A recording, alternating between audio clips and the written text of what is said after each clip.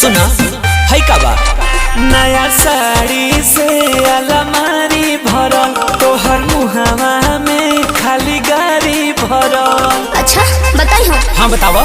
सोनिया हो सुविधा भरल बात सब बात सुख नहीं के हो जन बनल बा छपन तरकार बात भूख नहीं के अपने पूछा का कहलू की कहतनी कहीं तो ताने लुझा पर हो पर छाने लू नहीं का देख के तोहके मनाई हो